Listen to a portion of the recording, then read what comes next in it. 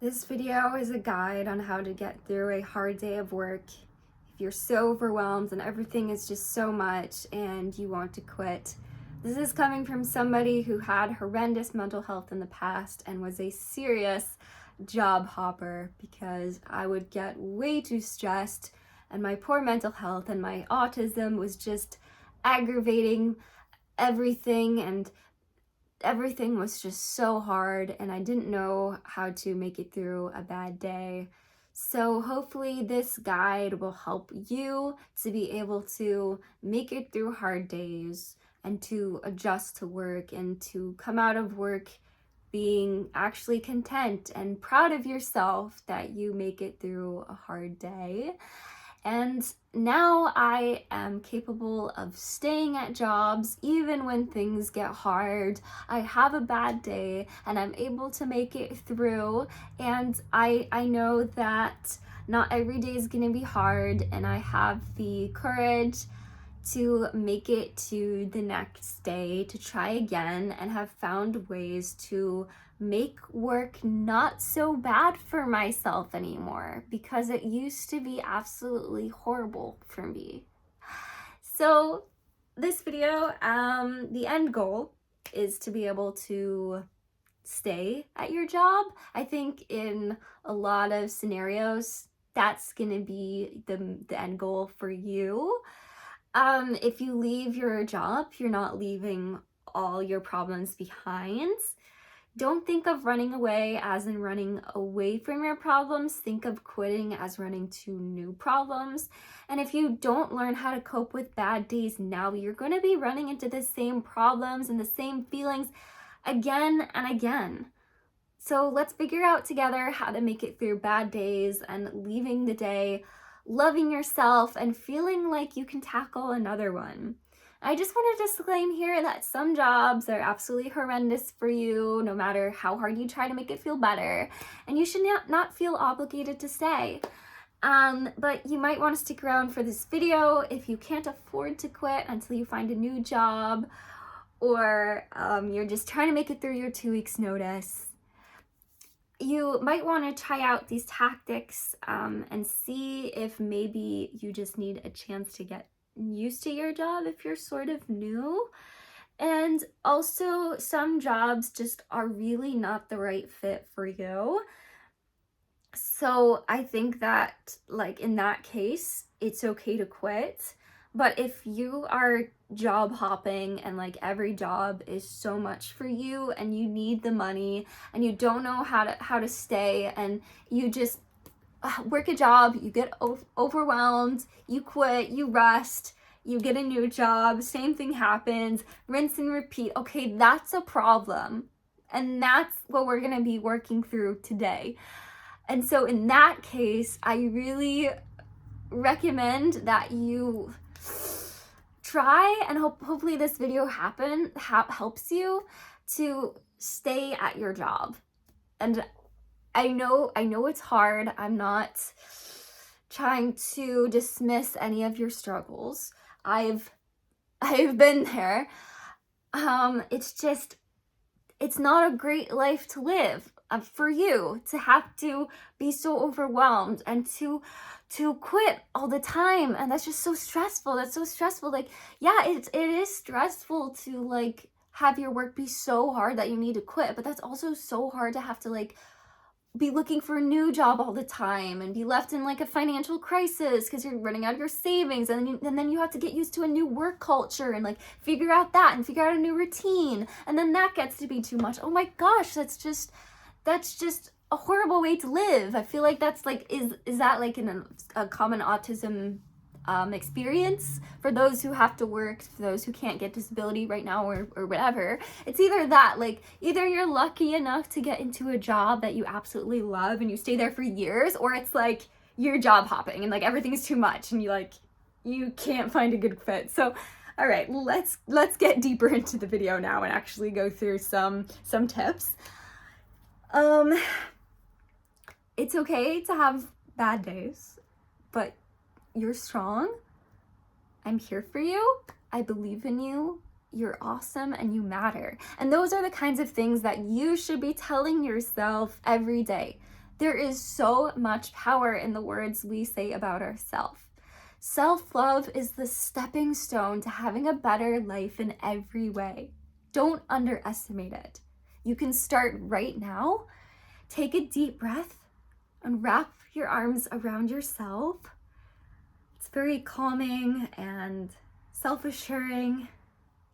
Think or say with me, I love you. You're amazing.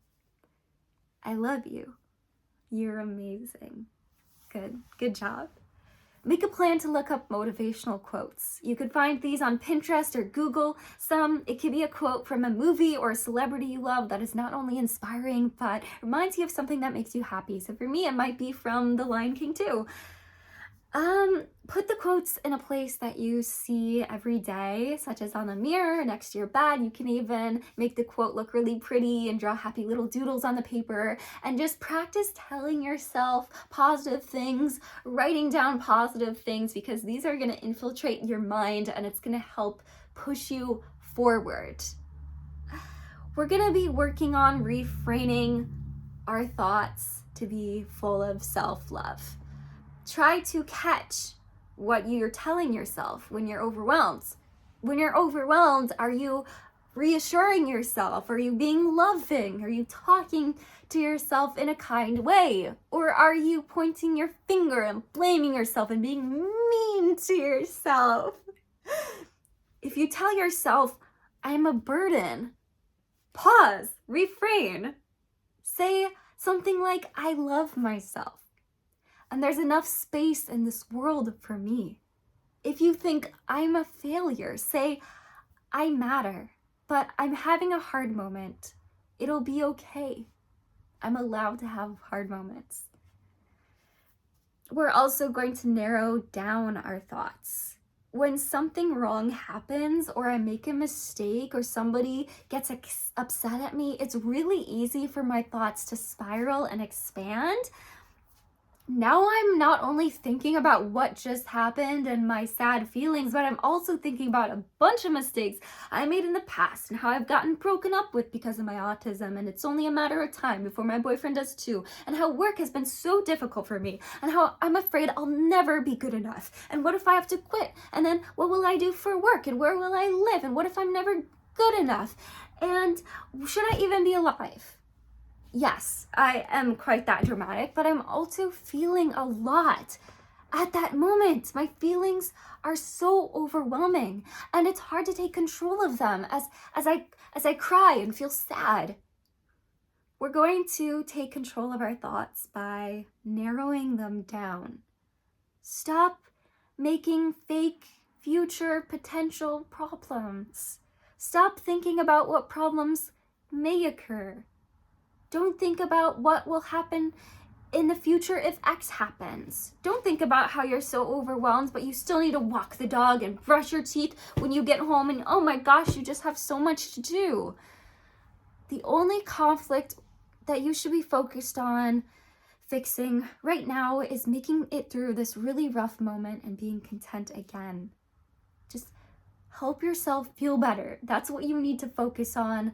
And if you can make it through this bad moment, you can make it through anything. You're gonna be okay. No, you're not a failure. Having a hard moment doesn't mean your life is in shambles or that you need to jump to a drastic decision like quitting.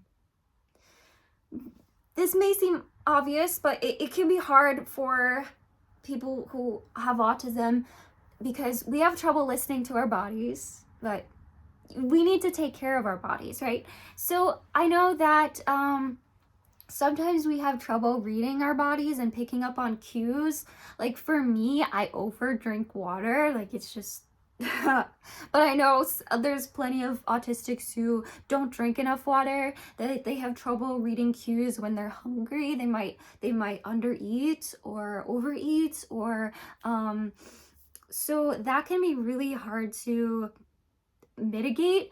And if your body is not well, if our body isn't properly cared for, that's going to be even harder to handle our emotions. I'm not going to ask you to do anything dramatic health-wise, such as giving up sugar or going to a gym, but in the moment, let's try to help our bodies to help our minds. When you're feeling upset, because I know that when I feel upset, when everything is tense, I might like hold my breath in a little bit, might tense up my body. So try to help yourself relax, help your posture, make sure your body's loose, and keep breathing, okay? Keep breathing in that good air. We don't want to neglect our bodies in any way. You might need to step away from the scene for a few minutes or a couple minutes, any time that you could get. Go ask to get a drink of water, get a sip of water, especially if you're somebody who doesn't really drink enough, or see if that you can have a water bottle on you for your accommodations, and maybe have a snack in your work locker or your pockets, and that can help you, because I was crying and having a hard time at work after my manager scolded me, and of course my feelings are valid. If somebody is yelling at me, I'm allowed to feel upset about that. But after several moments of just being in that really hard moment of being so sad and so stressed, I noticed that I was a little hungry. And that wasn't helping me. Some people get like hangry, like hungry sad. I get hungry angry, sorry. They get hungry angry. I get hungry sad. So that didn't help that I was hungry. You want your body to be strong. You want your body is there to help your mind and get you through things. So you want to take care of it so you can fight and tackle anything, right?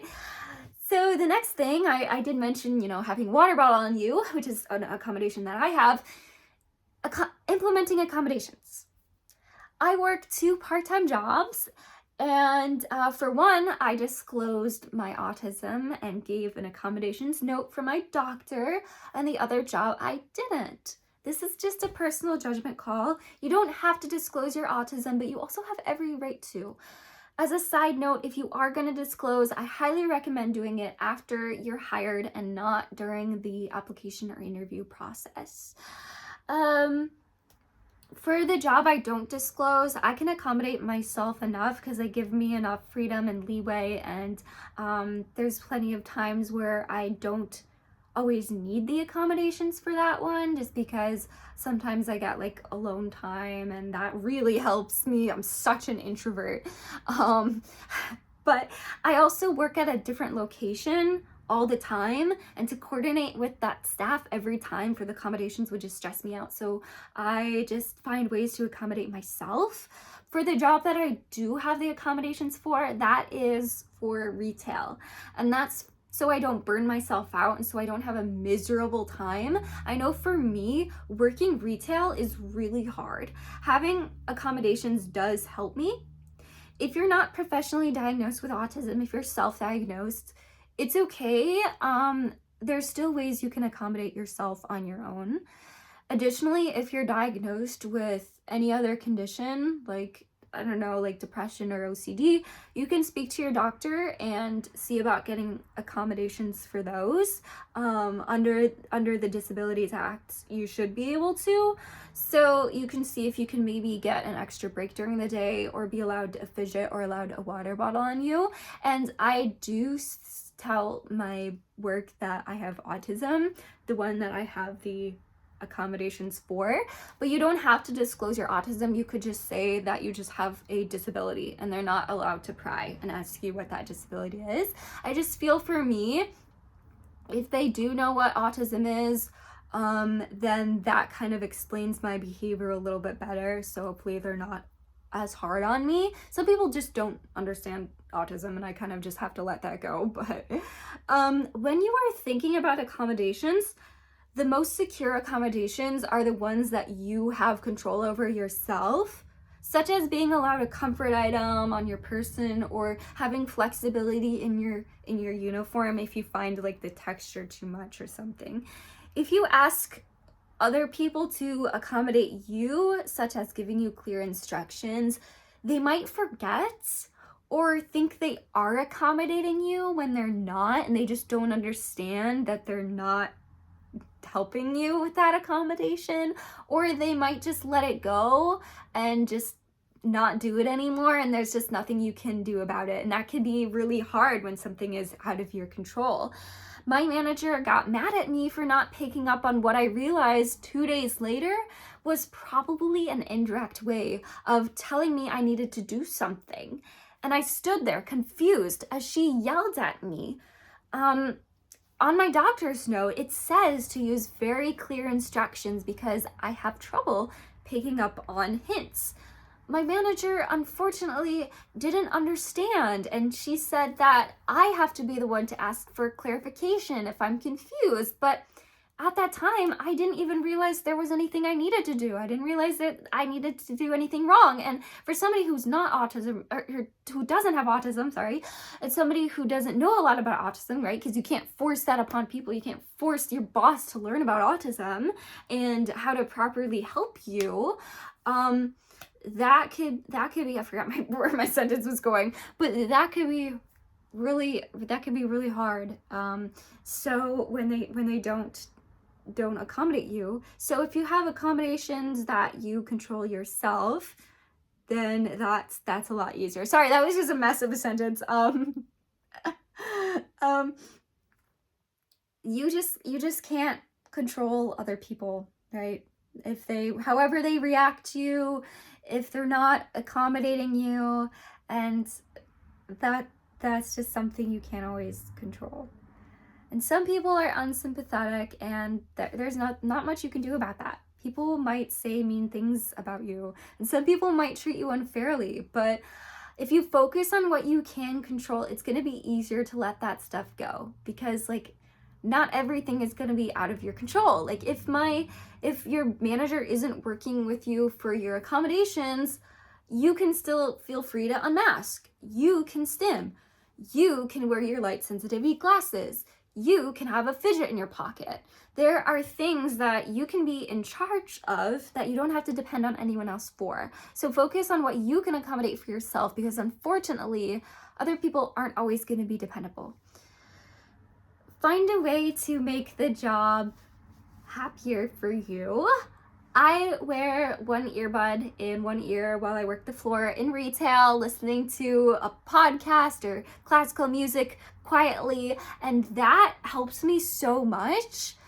The music motivates and calms me, and I am in my own element when I get to work by myself and organize and stock the store, and it doesn't interfere with my work at all. So if a customer comes up and talks to me, I can block out the sound and focus. It's not that loud. I can hear what's going on. I have another ear. I can also hear out of that ear. It's just in the background, I have music. So nice. I am an extreme introvert. And maybe this is part of my autism and just part of who I am, but I need time alone. And I need time by myself in my own head. I love customers. I'm very happy. I didn't always work well with customers, and I was always nice to customers, but I get so stressed out. I didn't know how to interact with them, and it was hard. But now, after years working retail, I love customers, okay? But I can't constantly be in that moment, right? I need to work alone sometimes. I need to be in my own head organizing, and then I'll stop if you need help, and then I'll go back to my task. And this is also why I stay away from certain jobs like cashiering, especially in a very busy store, because I cannot have a constant stream of social interaction. It stresses me out so badly. It can be really overwhelming for me to be around loud external noises, to muffle the sound a little bit, or maybe I have an earplug in one ear, just not to block out the sound. I want to definitely be able to hear what's going on, but to just muffle it a little bit, oh my god, it's a godsend. So for some like me, this could be what gets you through your shift. and help you flutter away from your stress, it really helps to think of what your most prominent sensitivities are and find the accommodations for those. So if you like are sensitive to the light really badly, I wear light sensitivity glasses.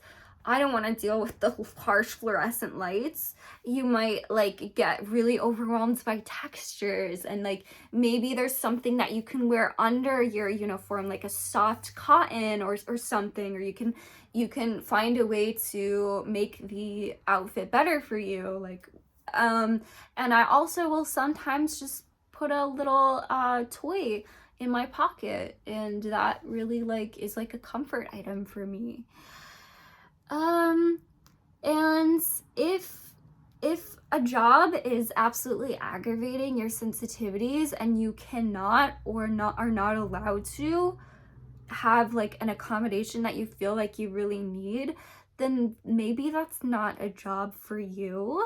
Maybe that's a job you need to stay away from. And it takes time to realize what jobs work for you and admit what jobs don't. So I'm not telling you that like if it's hard in that way that you can't quit. But if you are able to accommodate yourself enough and you're just having trouble because you're stressed, then yeah, this video is to help you through that stress and to make it through a new day. And when I first started my job, it was a lot. I wanted to quit, but it got easier, and I realized that I just needed time to get used to the culture and the routine and adjust. And now I look forward to that routine. And I think that the accommodations really do help, because if I was heavily masking, I don't know if I would have been able to make it that far, because masking burns you out. And on my accommodations letter, it says that like I'm allowed to stim. Like I can basically like be autistic. So that's really freeing. I mean, it's so like detrimental not to be yourself.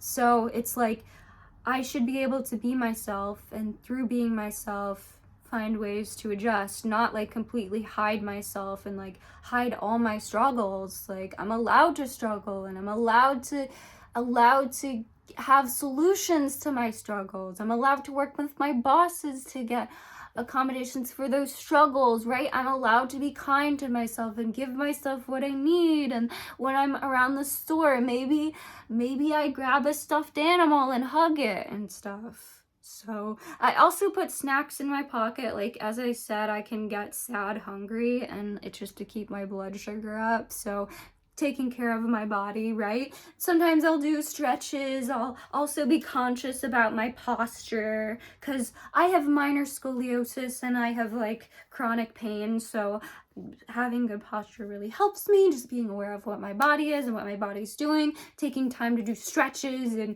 keeping your body, fit and in any way you can. It's really helpful.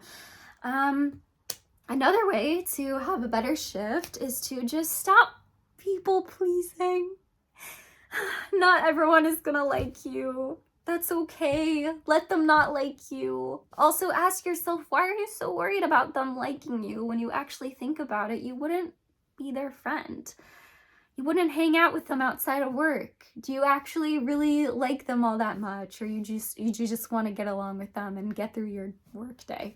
Your boss is not there to be your friend. Your boss is there to boss you, to get you to do the work. No, they're not always going to be kind. They won't always be empathetic. Let go of your desires to always receive kindness back from people. Your boss probably has dozens of employees that they need to manage and a deadline, and is maybe tired and maybe doesn't like their job all that much and wants to get home and get the work done and not get in trouble from their supervisor. No, that's not an excuse, and they really shouldn't be treating you like that. But you can't control what other people do. You can only control what you do and your reactions to them. Your boss might resort to unhealthy tactics that are very easy, and maybe they don't have the best communication skills, and they resort to yelling at their employees to try to motivate them to do their work, or maybe they just take out their anger on them. And it's not personal.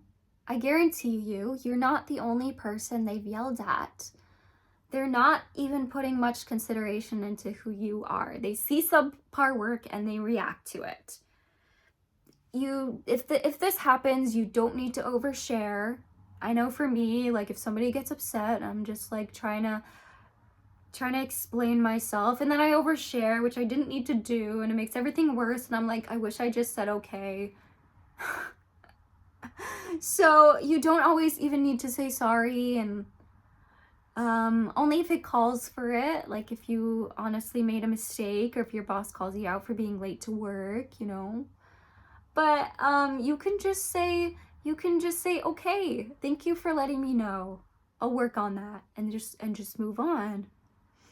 If you give kindness and positivity, it makes it hard for the other person to get angry towards you, and like well, they could get angry at you, but if you're kind and they're trying to give you anger, they want to see anger back, or they want to see something that makes it easier for their anger to grow, because right, they're taking out their anger on you. But if you're kind to them, it gives them little to reciprocate and to bounce that anger off of.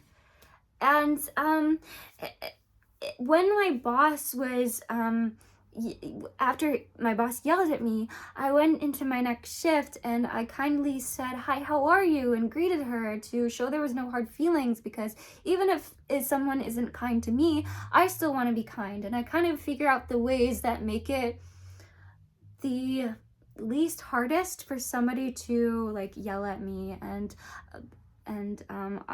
Yeah. So lastly, take care of yourself outside of work, of course. Take naps, indulge in your favorite activities. You might want to have a day or even half a day where you have no obligations and you just relax. Surround yourself with good people. So I plan to make a video on combating autistic loneliness, cleaning and self-care hacks, learning to unmask.